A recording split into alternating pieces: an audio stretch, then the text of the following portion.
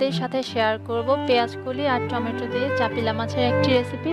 এর আগে ধন্যবাদ জানাতে চাই আমার ওই সকল বন্ধুদের যারা ইতিমধ্যে আমার চ্যানেলটিকে সাবস্ক্রাইব করে আমার পাশে আছেন, আমাকে সাপোর্ট করেছেন।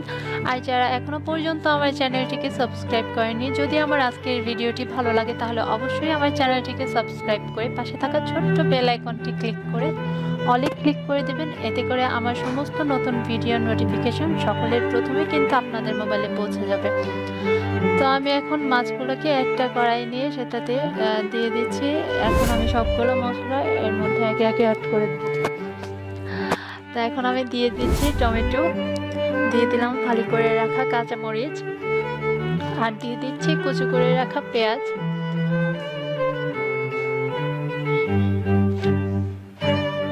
যদি আমার ভিডিওটি ভালো লাগে তাহলে অবশ্যই আমার ভিডিওতে একটি লাইক দিয়ে দেবেন, আর আপনাদের মূল্যবান বক্তব্য কমেন্ট বক্সে কমেন্ট করে জানাতে কিন্তু ভুলবেন না।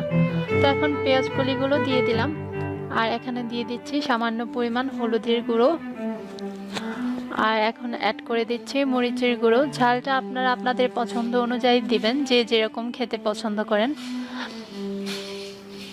এখন দিয়ে দিলাম ধনিয়া গুঁড়ো, তারপরে অ্যাড করে দিচ্ছি স্বাদ মতো লবণ,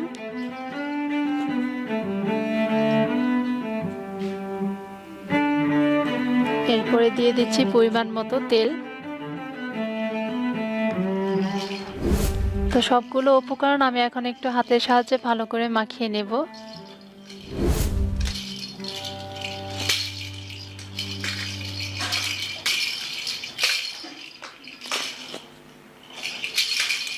তো আমার মাখানোটা হয়ে গেছে।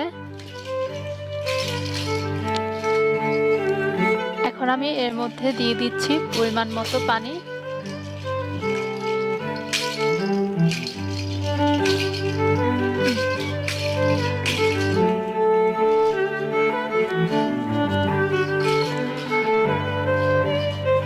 আশা করি আপনারা আমার পুরো ভিডিওটি দেখবেন এবং ভিডিওটি ভালো লাগলে ফ্যামিলি অ্যান্ড ফ্রেন্ডসদের সাথেও কিন্তু শেয়ার করতে পারেন। তো এখন আমি পানিটা দিয়ে চুলোতে বসিয়ে দেব রান্না করার জন্য।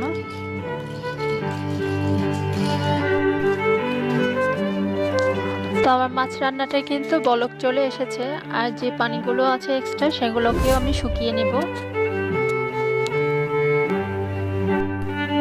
তো এটা খুব ছোট্ট একটি ভিডিও, আশা করি আপনারা আমার পুরো ভিডিওটি দেখবেন এবং ভিডিওটি দেখে কিন্তু লাইক করতে ভুলবেন না।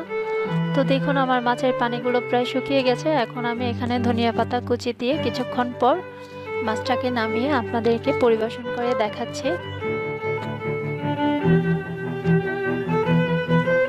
তো দেখুন মাছটা কতটা সুন্দর হয়েছে, কালারটাও কিন্তু আমার কাছে খুব ভালো লাগছে। আপনাদের কাছে কেমন লাগছে অবশ্যই জানাবেন। আশা করি আপনাদের সবার কাছে ভালো লাগবে। ভালো লাগলে ফ্যামিলি অ্যান্ড ফ্রেন্ডসদের সাথে শেয়ার করবেন, আমাদের জন্য দোয়া করবেন। সকলেই ভালো থাকবেন, সুস্থ থাকবেন। আজকে কিন্তু এই পর্যন্তই। আল্লাহ হাফেজ।